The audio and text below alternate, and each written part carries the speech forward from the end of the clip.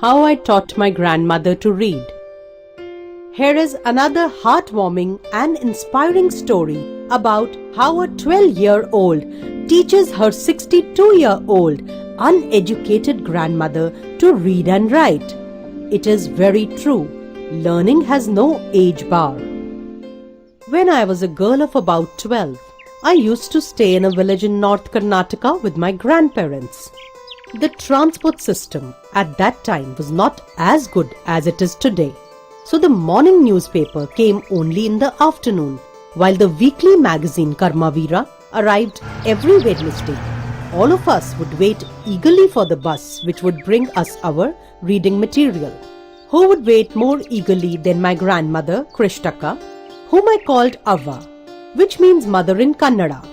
My grandmother, never having gone to school, was unable to read or write, but this magazine was one of the greatest interest to her.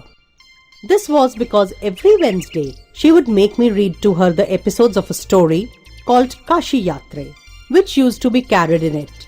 During that time, she would forget all her household duties and listen with rapt attention. After hearing what happened next in the story, she would join her friends at the temple courtyard and discuss with her eager listeners what she had heard. Once I went to attend a wedding with my cousins in another village. We were having such a marvelous time, eating and playing the entire day, that I had ended up staying there for a whole week instead of 2 days as originally planned. Upon my return, I found my dear Avva in tears, surprised, for I had never seen her break down even in the worst of situations. I asked her anxiously, "What is it, Avva? Why are you crying?" She nodded but made no reply at that moment. That night, we were sleeping on the open terrace of the house when my grandmother came and sat next to me. Her loving hands caressed my forehead. Eyes full of sleep and sweet dreams, I asked, "Avva, what is troubling you? Please speak your heart out to me." Having lost my mother at a young age and my father too busy to give me attention, I had no one to look after and guide me. I never went to school since in those days it was not considered essential for girls to study. I was married off early. After the children came, I had no time. When I had grandchildren, I was happy to cook for them and take care of them. I have from time to time regretted not getting any education. She stopped speaking and fell silent. I was unable to understand why my 62-year-old Avva was telling me, a 12-year-old, the story of her life in the dead of night, with everyone else dead to the world. But the overwhelming love in my heart for my dear Avva made me realize that she was troubled. Tears were spelling out of her beautiful eyes onto her plump cheeks. I leaned over and hugged her. She looked heartbroken. "Avva, please don't cry." I pleaded, my own eyes filling up with tears for her.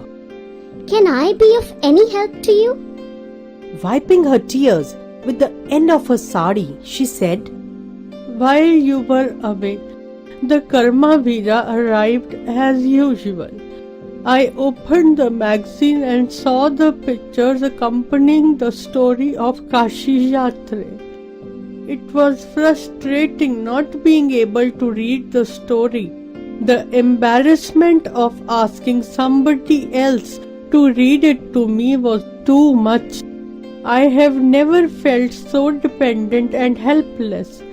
Of what use is all the wealth that we have when it cannot give me independence?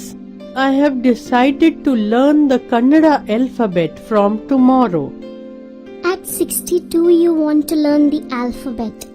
Your hair is grey. Your hands are wrinkled.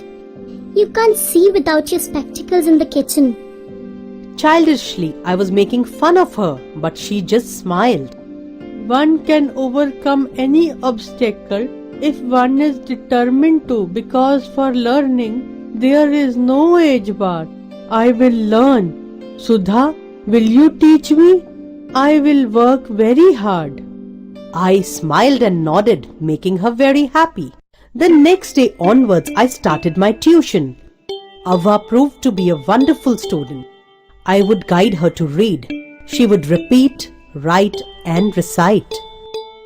Little did I know then that one day I would become a teacher and teach hundreds of students over the years. The Dussehra festival came. I secretly bought Kashi Yatre, which had been published as a novel by that time. I gave my first gift to my first student. She opened it immediately and read the title, Kashi Yatre by Triveni, along with the publisher's name. Her joy knew no bounds. Now, she would never have to depend on anyone else to read to her. I knew then that my student had passed with flying colors.